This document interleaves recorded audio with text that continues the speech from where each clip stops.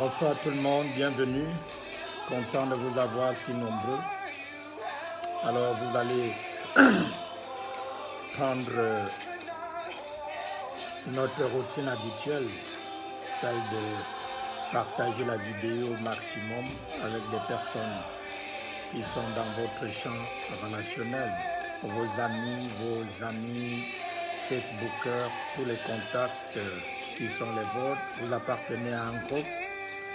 Copiez le lien, partagez à tous les groupes dans lesquels vous interagissez, Messenger, WhatsApp, Facebook, tous différents groupes confondus. Rassurez-vous que votre vidéo, n'est-ce pas, atteint le groupe dans lequel vous interagissez. Amen, amen, amen, amen. Soyez celui qui fera le maximum de partage. Madame Azel Paola, bienvenue, content de t'avoir.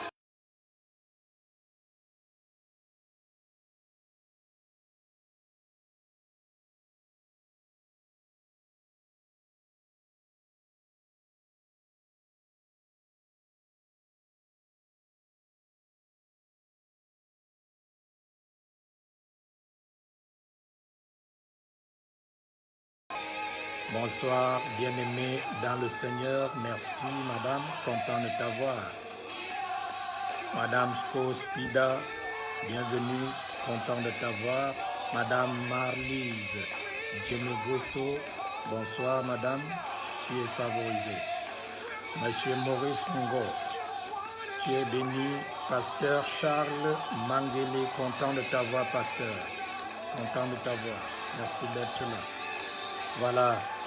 Partagez le lien à tous vos amis Facebookers. Madame Viviane Blanchard est connectée. Bienvenue madame. Madame Marie Dominique, content de t'avoir madame. Madame Elise Rosine Njana, très heureux de te retrouver ce soir madame. Alléluia. Gloire à Jésus. Pasteur Blanche, welcome. Content de t'avoir. Alors partagez la vidéo. Madame Leclerc Menduga Marie, content de t'avoir madame. Ça fait longtemps, tu es béni. Monsieur Kadja Banigo, content de t'avoir monsieur. Très heureux de vous retrouver si nombreux. Alors soyez celui qui va faire le maximum de partage ce soir. Rassurez-vous que la vidéo a atteint le maximum de personnes qui sont dans votre champ relationnel. Vous êtes des agents de changement. Vous êtes des agents de changement et vous devez vous estimer heureux d'être devenus des personnes que Dieu utilise en cette saison pour atteindre des autres, pour atteindre d'autres personnes. Les gens ont besoin de ce message. Vous ne savez pas combien de vies sont changées et améliorées jour après jour. Madame Marie Aya, content de t'avoir. Donc soyez celui qui partage au maximum la vidéo Partagez au maximum, faites le maximum de partage. Rassurez-vous que vous ayez, n'est-ce pas, touché tous ceux qui sont dans votre fer de contact. Madame Lumière du Monde, j'aime bien ça, Lumière du Monde. Content de t'avoir, madame, tu es favorisée. Voilà. Pendant que vous y êtes, vous pouvez commencer à prier. Madame Catherine Dayas, Madame Cathy, happy to have you. La servante du Seigneur. Partagez la vidéo, s'il vous plaît. Allons-y rapidement. Soyez celui qui fait le maximum de partage ce soir. Faites le maximum de partage. Le maximum de partage. Madame Léa dit partage fait dans le groupe. Voilà, je pense que c'est ce qu'elle est en train de dire. Gloire à Jésus. J'ai partagé dans 51 groupes. Ça, c'est Madame Leïla et mon répertoire. Gloire à Jésus. Je vais prier pour vous tout à l'heure. Vous avez partagé la vidéo, faites-le moi savoir. Et je vous ai dit la dernière fois, vous devez être des personnes qui sont sincères. Ne dites pas j'ai partagé alors que vous ne l'avez pas fait. C'est pas sage de votre part. Ok? Vous ne pouvez pas désirer une chose et son contraire. Vous ne pouvez pas désirer la bénédiction de Dieu et fonctionner dans le mensonge. Madame Esther Béni, content de t'avoir. Comment ça va, madame? You are so blessed. Partage, partage, partage, partage. Alors, je vais commencer à prier pour toutes les personnes qui partagent la vidéo. Et sachez que pendant que je prie pour vous tous, l'onction localise chacun de vous ayant obéi à cette instruction. Si vous avez partagé, vous avez part à cette bénédiction. Mais si vous ne l'avez pas fait, vous n'avez pas part à cette bénédiction. Parce qu'une bénédiction, c'est quelque chose, n'est-ce pas, qui s'approprie. Et vous vous appropriez de vos bénédictions par des actions que vous menez. Voilà, en obéissant aux instructions. Donc, si vous ne le faites pas, vous n'avez pas part à cette bénédiction. Alors, faites-le le plus rapidement possible pendant que vous y êtes. Je déclare sur la vie de tous ceux qui effectuent des partages right now, l'onction vous localise. Où que vous soyez en ce moment, regardant cette vidéo, l'onction vous localise et vos besoins sont atteints. Je dis vos besoins sont atteints par la puissance du Saint-Esprit. Alors que tu dis Amen, vos besoins sont atteints, localisés par la grâce. La grâce, n'est-ce pas, qui provoque la croissance. La grâce qui provoque la stabilité. La grâce qui provoque le progrès est activée dans votre vie. Cette grâce vous localise. Peu importe les domaines dans lesquels vous voulez expérimenter un approvisionnement, un miracle quelconque. Right now, cette grâce te localise. Vous savez, une chose que vous devez comprendre, les choses de Dieu sont aussi simples. C'est pour des personnes qui, n'est-ce pas, ont de la foi. Si vous n'avez pas de la foi, vous ne pouvez pas avoir part à ceci, parce que ça ne représentera rien pour vous. Mais vous devez, n'est-ce pas, à partir de votre foi, être capable d'appréhender ces bénédictions parce qu'elles sont rendues disponibles dans le règne surnaturel. Donc, lorsqu'on déclare sur votre vie, vous devez être capable de dire Amen. Are you listening to me? Ça, c'est très important. Alors, pendant que tu dis Amen, je dis tu es localisé. Par la grâce, tu es localisé par la puissance, tu es localisé par l'onction. Je dis tous tes besoins en cette saison sont satisfaits. In the name of Jesus. Je vois chaque aspect de ta vie, n'est-ce pas, ayant subi des attaques de l'ennemi. Cet aspect de ta vie est embelli et restauré par l'onction. Je dis, alors que je prie pour toutes les personnes qui font le partage, tu fais partie de cette génération programmée pour le succès, tu fais partie de cette génération programmée pour la réussite, tu fais partie de cette génération qu'aucun diable, aucun sorcier, aucun démon ne pourra stopper, frustrer, limiter le succès. Ton succès est illimité, tes progrès sont illimités, ton avancée dans la vie est instoppable. Tu peux dire amen à cela. In the name of Jesus. Je dis par la foi ce soir, tout ce que le ciel a rendu disponible pour toi est ta portion. Je dis cela est ta portion. Tu vis le miracle. Tu expérimentes le miracle. Tu vis, n'est-ce pas, une vie de grâce. La grâce rend les choses impossibles possibles dans ta vie. Elle est capable de déplacer les hommes et c'est ce qu'elle fait en cette saison. Elle déplace les hommes, elle déplace des personnes. De la même manière que la grâce en Jésus-Christ a déplacé les mages depuis l'Orient qui sont venus transportant de l'or, de l'encens et tous les trésors nécessaires pour venir l'adorer à Bethléem. Je dis au nom de Jésus-Christ, alors que tu partages la vidéo, je dis la grâce déplace les aides de destinée. Elle déplace les hommes. Elle te place à des endroits d'opportunité. In the name of Jesus Christ. Je dis la grâce te positionne à l'endroit où il y a des opportunités. In the name of Jesus Christ. Tu peux dire amen à cela. La grâce élimine les batailles. Elle élimine les luttes. Elle élimine, n'est-ce pas, toutes les batailles que tu as menées depuis fort longtemps. Je dis, à cause de la grâce, ces batailles sont éliminées.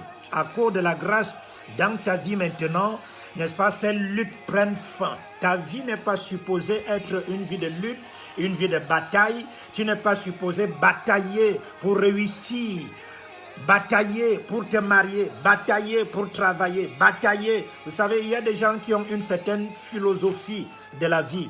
D'aucuns vous diront, la vie c'est la bataille, la vie c'est la lutte, la vie c'est ceci. Ils ont plusieurs définitions de la vie parce qu'ils sont ignorants tout simplement. Mais je viens de dire à quelqu'un ce soir, la Bible dit dans Zacharie chapitre 4 verset 6, ce n'est ni par la puissance, ni par la force, mais par mon esprit, dit le Seigneur. Vous savez, quand vous fonctionnez sous l'influence de la grâce, les batailles sont éliminées. Vous ne bataillez plus, vous ne luttez pas, parce que la vie n'est pas mécanique. La vie, n'est-ce pas, on ne lutte pas avec la vie. C'est quelque chose que Dieu nous a donné gratuitement, sans un effort de ta part. Dieu t'a programmé pour le succès, pour réussir, pour avancer. Donc ce n'est pas parce que tu bosses dur. Je connais des gens qui travaillent dur, dont le travail n'est récompensé que par l'échec, par le statu quo. Are you listening to me? Mais il faut cette influence dans ta vie. La grâce est cette spéciale influence qui est capable de t'amener là où ta force physique ne pouvait pas t'amener. La grâce est capable de t'établir là où tes relations, tes connexions ne pouvaient pas t'établir. La grâce apporte le repos. La grâce apporte la tranquillité. La grâce apporte la paix. La grâce t'amène à posséder les choses pour lesquelles les gens ont passé des années sans en posséder. Mais je déclare sur la vie de ceux qui partagent encore et encore cette vidéo. Aujourd'hui, au son de ma voix, cette grâce est en mouvement dans ta vie. Nous sommes à l'aube de 2019. Et j'ai envie de te dire, avant le 31 décembre de cette même année, tu vas jouir des bénéfices de la grâce. Tu vas manger les bénéfices de la grâce. Tu vas vivre les bénéfices de la grâce. In the name of Jesus. Ça, c'est ta portion. Je dis, c'est ta portion. Je dis, c'est ta portion. Dolly Daniel, c'est ta portion. In the name of Jesus. Là où tu as lutté, là où tu as bataillé sans être récompensé, mais à cause de la grâce, tes efforts sont récompensés. À cause de la grâce, tes efforts sont récompensés. À cause de la grâce, le repos se manifeste, la stabilité se manifeste. À cause de la grâce, tout ce qui était dans l'ombre apparaît. Je dis cela apparaît. Je dis cela apparaît. In the name of Jesus. À cause de la grâce, tous tes efforts sont récompensés par le succès. À cause de la grâce, tous tes efforts sont récompensés par la réussite. À cause de la grâce, tous tes efforts dans ton mariage, tous tes efforts dans ta carrière, dans ton domaine de prédilection sont récompensés par la gloire. par la promotion, par la stabilité, par le progrès. In the name of Jesus. La grâce. La grâce. Oh, cette spéciale influence. La grâce. La grâce est en mouvement dans la vie de quelqu'un ce soir. Dis avec moi, la grâce est à l'œuvre dans mon esprit. La grâce est à l'œuvre dans mon esprit. Vous voyez, dans tous les épîtres de Paul, il y a une seule chose qui va revenir. La grâce. Paul connaissait l'importance de la grâce. Beaucoup de gens ne savent pas ce que c'est que la grâce. Et ne savent pas jouir des bénéfices de la grâce dans leur vie. Si tu ne réussis pas dans un domaine particulier en ce moment, il y a une seule raison qui est liée à cela.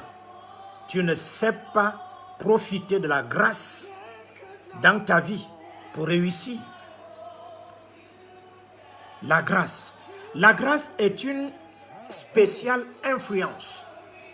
C'est une influence, une force dans la vie, à l'œuvre dans la vie du chrétien, qui lui donne d'obtenir les choses qu'il ne pouvait pas obtenir par sa capacité. La grâce est la capacité divine à l'œuvre te permettant d'aller plus loin que tes collègues. La grâce, c'est la capacité divine à l'œuvre dans ta vie te permettant d'aller plus loin que tes concurrents et tes adversaires. Tu peux avoir une boutique.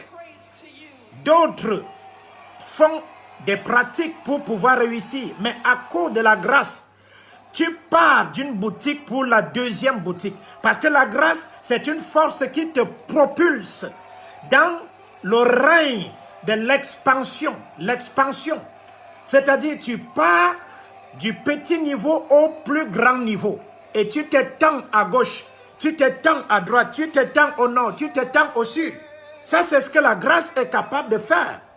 Donc la grâce, n'est-ce pas, vient éradiquer le statu quo. Peut-être tu es dans un domaine particulier où tu batailles, tu luttes pour pouvoir connaître, n'est-ce pas, la stabilité tant sur le plan professionnel que dans le mariage. Tu es dans une zone de guerre, tu es dans une zone de trouble, tu as déjà lié, tu as déjà invoqué le feu, tu ne sais même, tu es arrivé à un niveau où tu ne sais même plus quoi invoquer. Parce que tous les démons, tu les connais, tu les récites par cœur. Et tu as déjà invoqué le feu, mais la situation ne change pas. Il n'y a pas véritablement de grands résultats. Tu as déjà tout fait, mais c'est comme si rien ne bougeait. Mais ce dont tu as besoin, c'est la grâce. C'est la grâce qui fait bouger.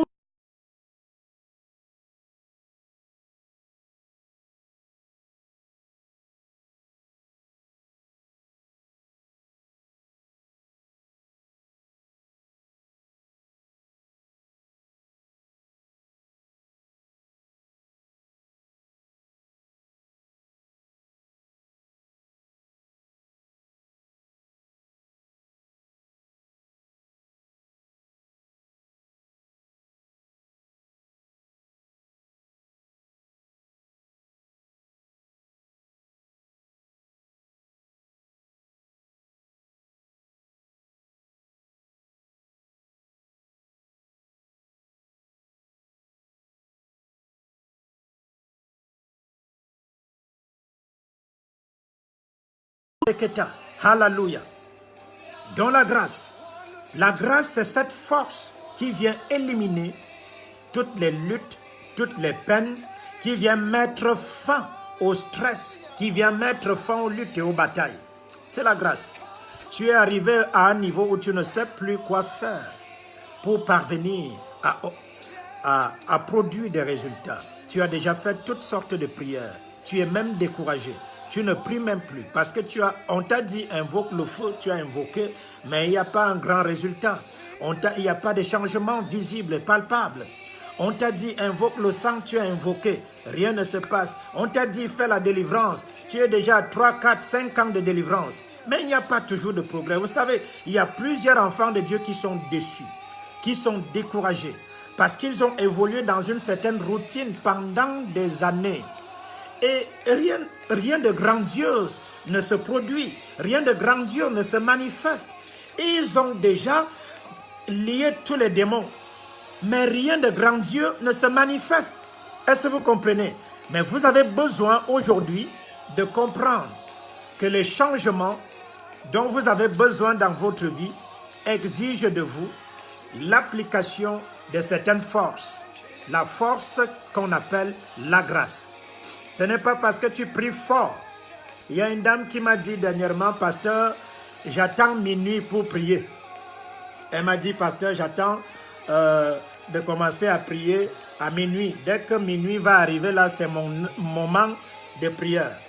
Alors, comme je connais un peu cette routine, je lui ai demandé, madame, il y a quelle prière spéciale que tu pourras faire à minuit, que tu ne peux pas faire à des autres heures.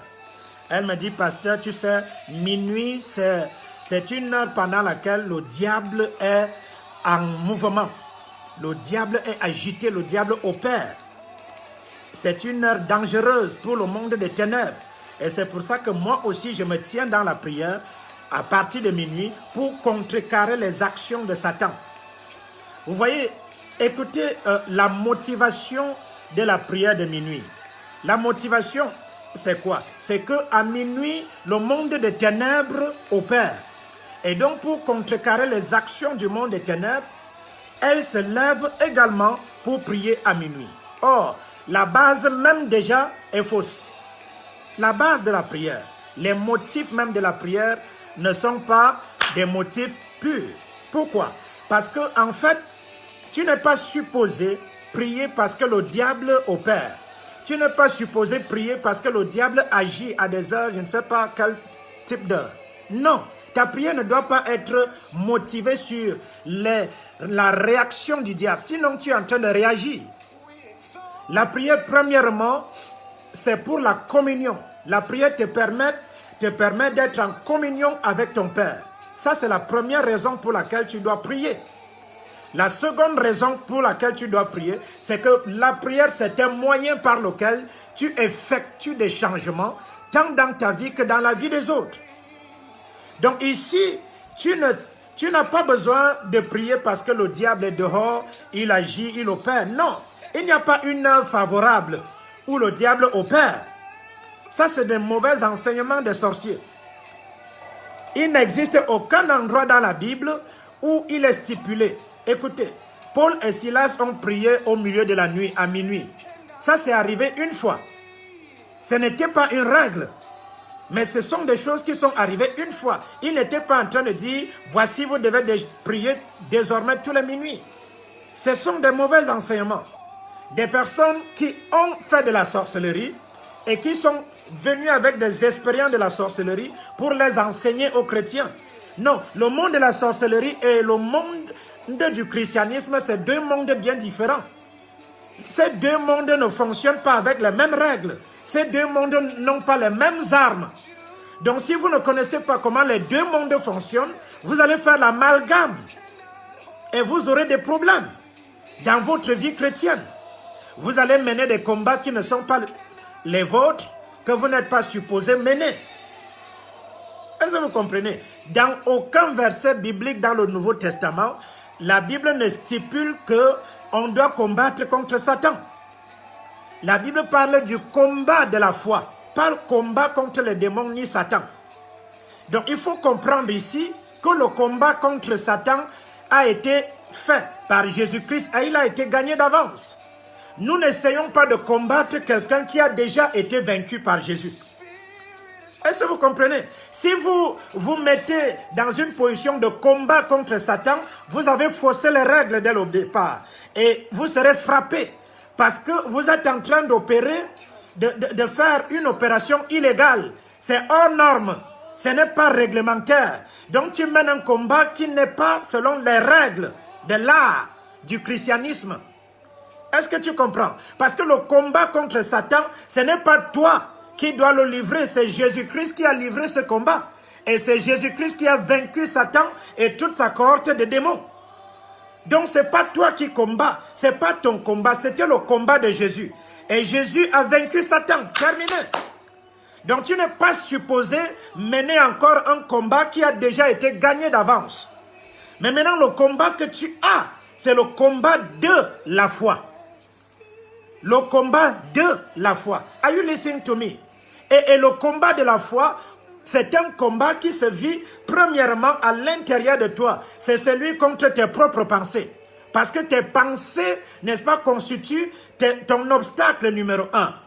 Tes pensées te lient. Tes pensées te bloquent. Tes pensées te limitent. Ce sont tes pensées qui sont à l'origine de ton style de vie actuel. La Bible dit, tel il a pensé dans son âme, Proverbe 23, verset 7, tel il a pensé dans son âme, tel il est. Donc tu ressembles à tes pensées. Tu es le résultat de ce que tu penses à l'intérieur de toi. Est-ce que vous comprenez? Donc tu es le reflet de tes propres pensées. Tu ressembles à tes pensées. Si tu entretiens des pensées selon lesquelles tu es lié par les démons, tu as des liens spirituels et tu as besoin de délivrance, tu vas vivre cette vie et ça ne va pas s'arrêter. Tu vas te délier d'un lien et il y aura un second, il y aura un quatrième, il y aura un cinquième, il y aura un millième.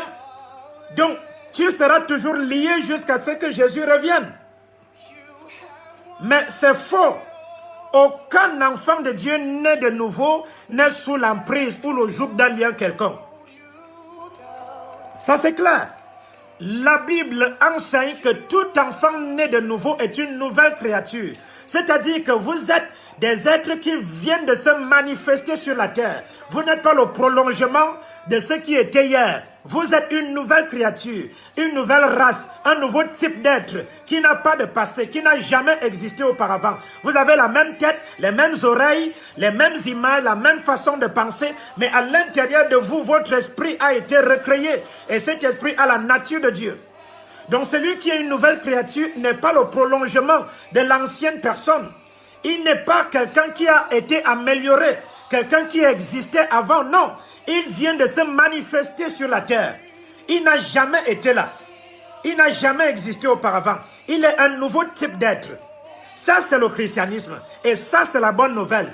C'est un genre d'être que le diable ne peut pas détruire, que le diable ne peut pas stopper, que le diable ne peut pas lier, que le diable ne peut pas envoûter. C'est ça, le nouvel homme en Christ.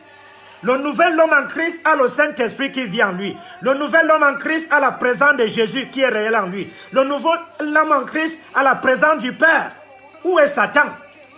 Si tu es né de nouveau, Satan ne peut plus te contrôler. Il ne peut plus te lier. Tu n'es plus maudissable. Tu n'es plus attachable. Tu n'es plus liable. C'est terminé. Il dit les choses anciennes sont passées. Quelles sont ces choses? Les malédictions, les échecs, la pauvreté, le statu quo, la stérilité. Toutes ces choses sont des choses anciennes. Or, toi, tu n'es plus dans ton passé. Parce que Dieu n'est pas dans le passé. Tu es dans ton présent et tu as un avenir. Et Dieu dit, ton avenir est radieux. Ton avenir est glorieux. Are you listening to me? Ça, c'est l'évangile. Le reste là, ce n'est pas l'évangile. Ce n'est pas l'évangile. Donc si tu mènes ta vie chrétienne, à combattre contre Satan, ça c'est un combat qui n'existe pas. Il a déjà été vaincu. Ce n'est pas ton combat. Jésus ne t'a jamais envoyé pour aller combattre contre Satan.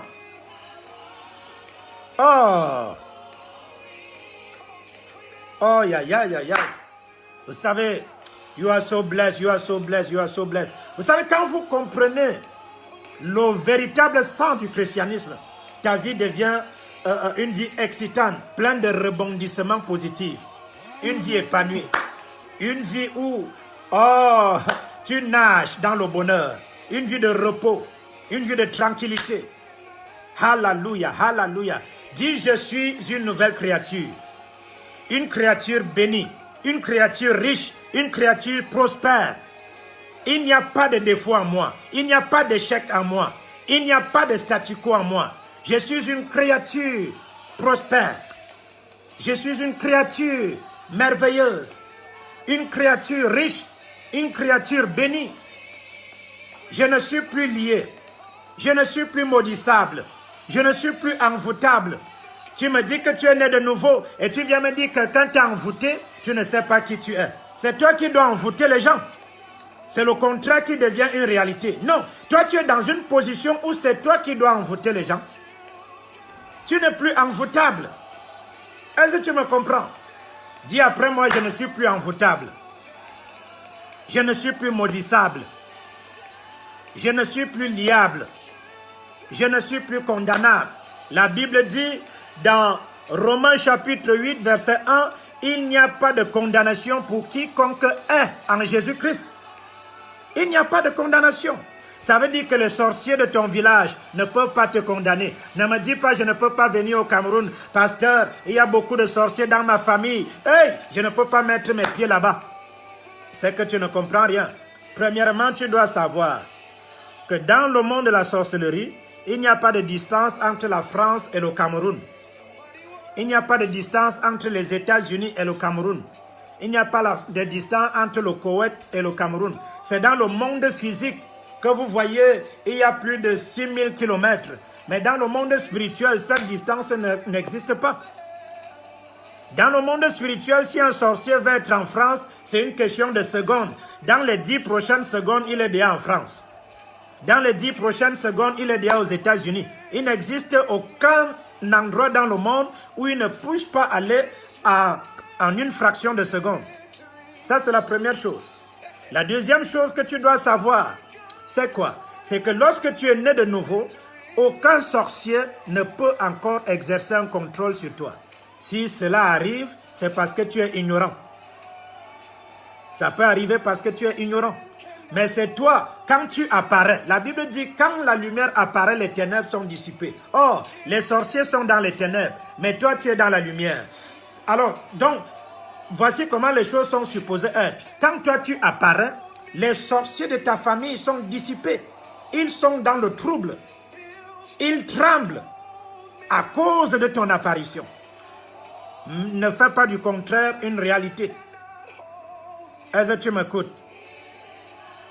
Oh, tu n'es pas... Oui, Madame Leclerc Mendouga, tu n'es pas envoûtable. Ne me dis pas, mon ancien mari m'avait envoûté. C'est pour ça que jusqu'à aujourd'hui, je n'arrive pas à avoir un mariage. Ton ancien mari t'a envoûté. Tu as bien dit ancien. Et il a dit les choses anciennes sont passées. Donc même l'envoûtement de ton ancien mari est passé. Toutes choses sont devenues nouvelles. Personne ne peut encore t'envoûter. Tu n'es sous l'influence d'aucun joug d'envoûtement. Amen, amen, amen. Le thème de mon message ce soir, là c'était une parenthèse. Le thème de mon message avant de prier pour 10 personnes en direct qui vont rester fidèles jusqu'à la fin. 10 personnes en live. Je vais prier pour 10 et je vais prendre les sujets de certaines personnes bien avant de clôturer mon direct. Le thème de mon message ce soir, c'est, n'est-ce pas, certains ennemis. Il y a certains ennemis qui, n'est-ce pas, il y a certains ennemis à garder avec soi. Voilà le thème du message. Vous savez, pendant tout mon parcours en tant que pasteur, depuis plus de 15 ans de ministère, j'ai observé un phénomène qui revient encore et encore. J'ai observé que dans l'église, tous les chrétiens prient contre leurs ennemis. Tous les chrétiens veulent que les ennemis meurent. Tous les chrétiens veulent que les ennemis soient détruits. Aucun chrétien n'aimerait vivre avec son ennemi. Ça, c'est quelque chose qui revient toujours quand vous écoutez la prière de plusieurs enfants de Dieu. C'est que tous mes ennemis doivent mourir, tous mes ennemis doivent tomber, tous mes ennemis. Vous savez, il y a des enseignements de certains prédicateurs qui disent tant que c'est-à-dire ton Osias ne meurt pas, tu ne peux pas connaître la liberté. Tant que ton tel ne meurt pas, tu ne peux pas connaître la liberté. Ça, tu n'as pas besoin. La mort de ton ennemi ne te justifie pas. Tu n'as pas besoin que ton ennemi meure avant que tu ne sois libre. La vérité est que tu es déjà libre en Jésus. Donc, ce n'est pas la mort de quelqu'un qui te rend libre. Are you listening to me?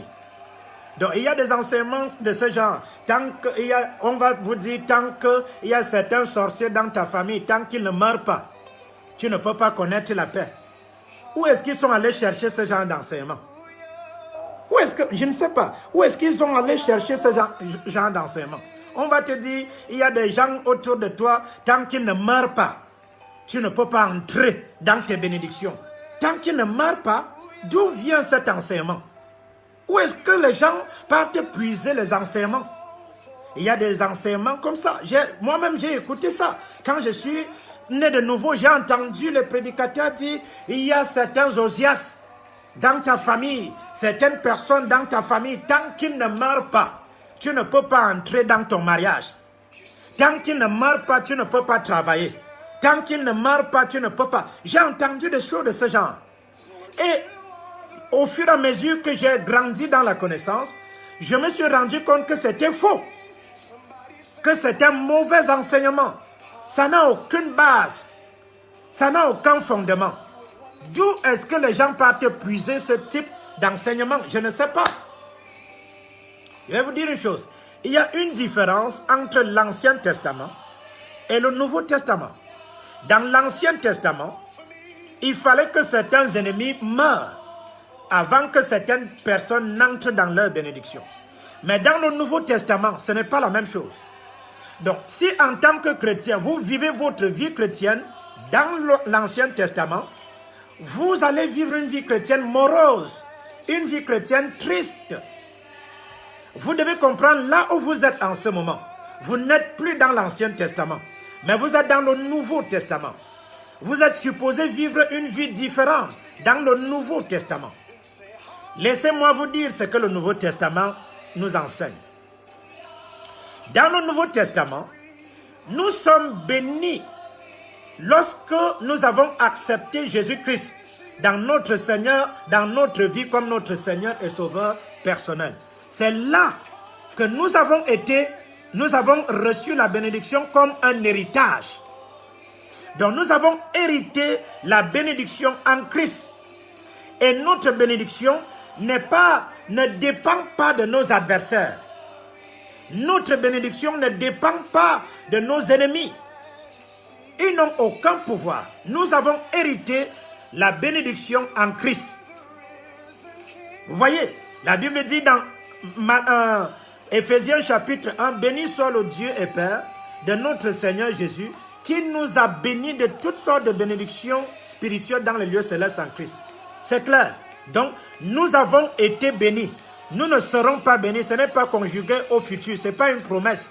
C'est un fait. C'est une réalité. Madame Esther bénie, tu as déjà été bénie. C'est d'ailleurs pourquoi tu as le nom de Esther bénie. Donc, dans le Nouveau Testament, le chrétien a hérité la bénédiction en Christ.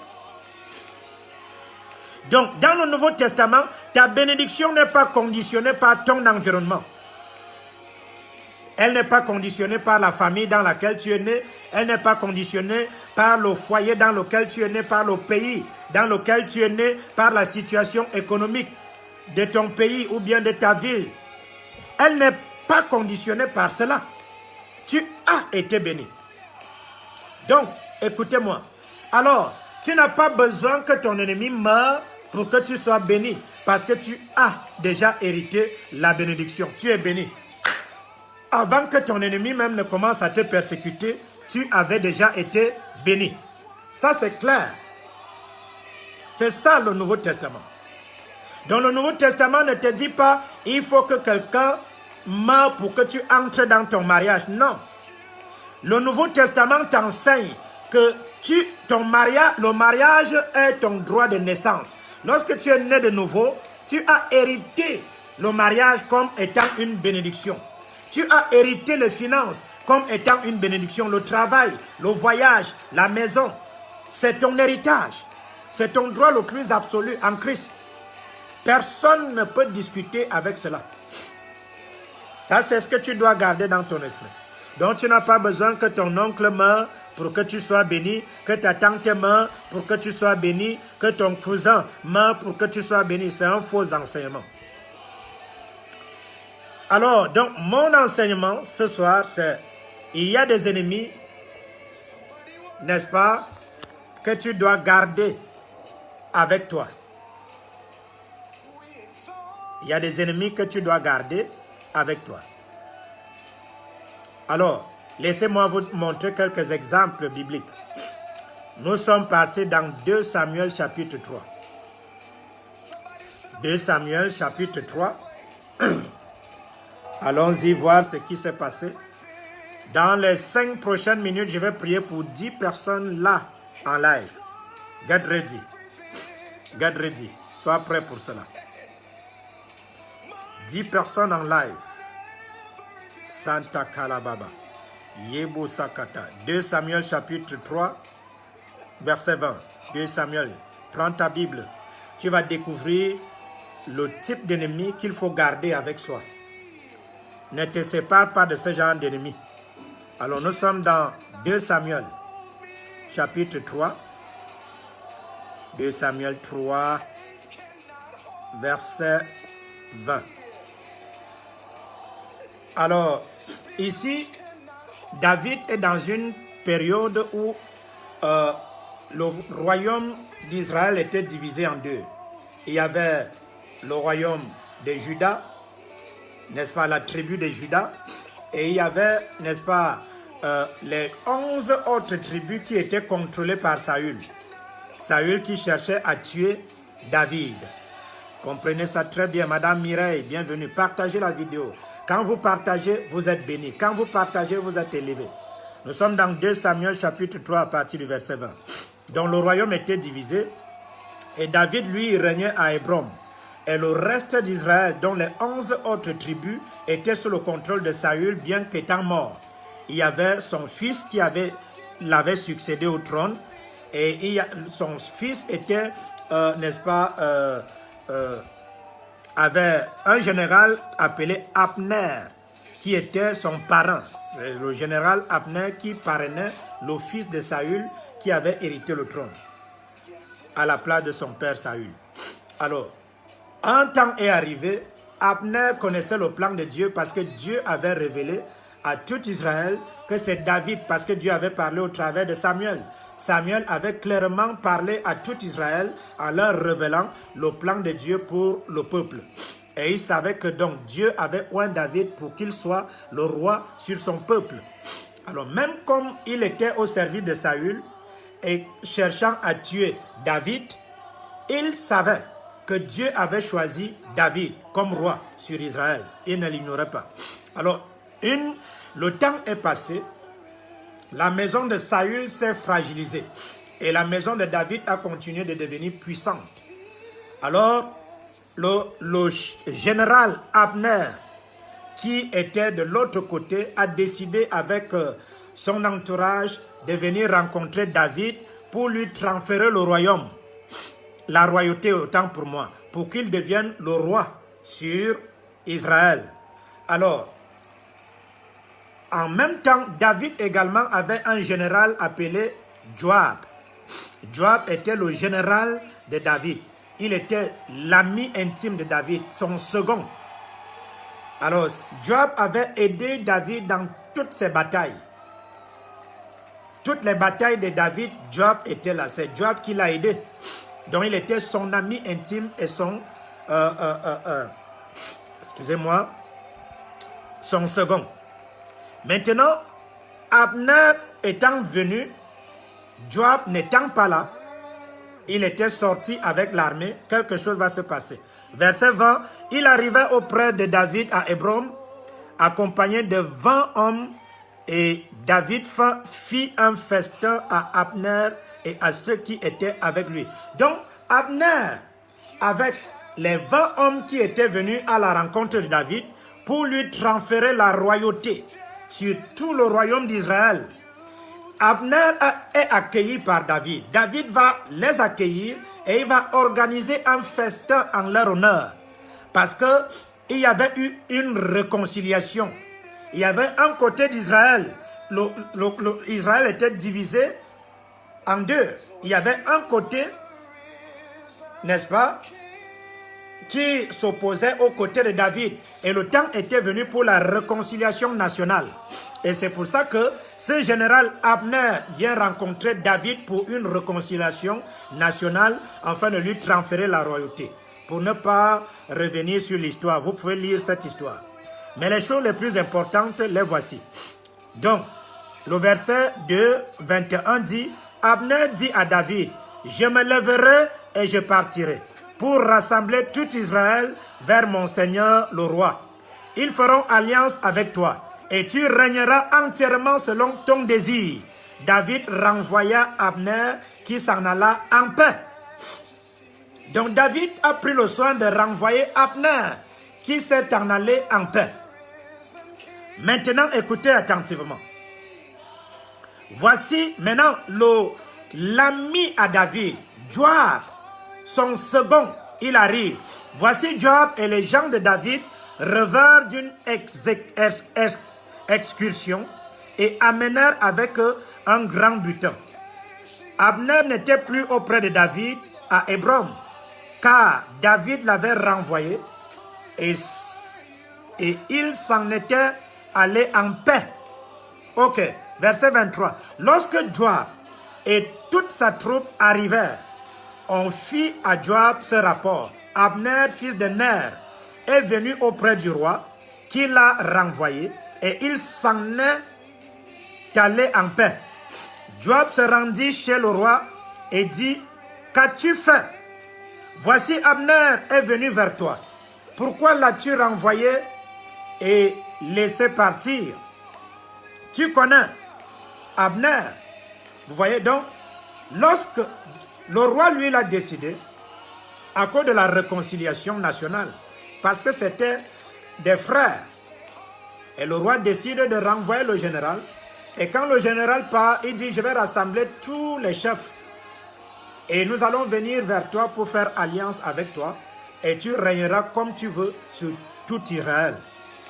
Quand l'ami de David va revenir, il est fâché de ce que David, son chef, a reçu Abner et l'a laissé partir en paix.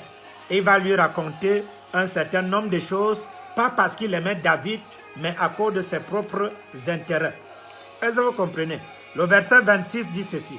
Et Joab, au verset 26, après avoir quitté David, donc David lui explique pourquoi est-ce que Abner était venu et pourquoi est-ce qu'il l'a laissé partir en paix en tant que son chef.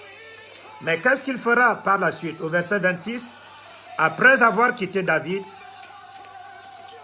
envoya sur les traces d'Abner des messagers qui le ramenèrent depuis la citerne de Sira. David n'en savait rien. Écoutez ceci. Le verset 27. Lorsque Abner fut de retour à Hébron, Joab le tira à l'écart au milieu de la porte, comme pour lui parler en secret. Et là, il le frappa au ventre et le tua, pour venger la mort d'Azaël, son frère. Est-ce que vous voyez ici? Donc, l'ami intime de David, qui était son second, il va aller contre la volonté de David. Et il va tuer, n'est-ce pas, Abner. Il va le tuer par ruse. Parce qu'il n'était pas content de ce que le roi l'avait reçu et avait organisé un festin en son honneur. Et en plus, l'avait fait repartir en paix. Donc, les actions de Joab, les actions de déloyauté vis-à-vis de son chef David, auraient pu provoquer, n'est-ce pas, empêcher une réconciliation nationale d'avoir lieu. Nul avait été la grâce de Dieu. Parce que David avait déclaré qu'il n'était pas coupable de la mort d'Abner. Vous voyez? Donc, je vous montre les actions d'un ami. C'est l'ami intime de David. Voyez, observez comment un ami réagit. Il passe outre les ordres de son chef. Parce que David était son chef, c'était son roi. Il était supposé se soumettre aux ordres de son roi. Mais non, il n'a fait qu'à sa tête. Ça, c'est la première action de l'ami de David appelé Joab.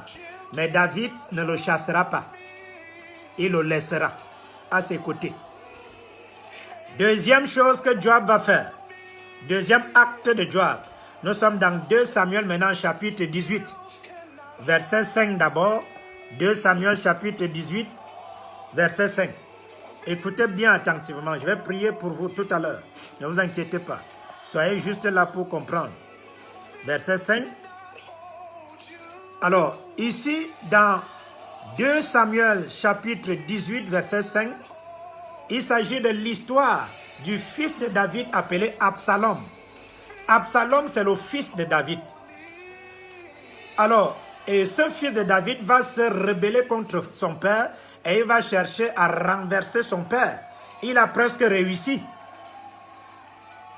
Vous voyez? Alors, Abner, le général de son père, va aller en guerre contre le fils du roi, Absalom. Voilà l'histoire.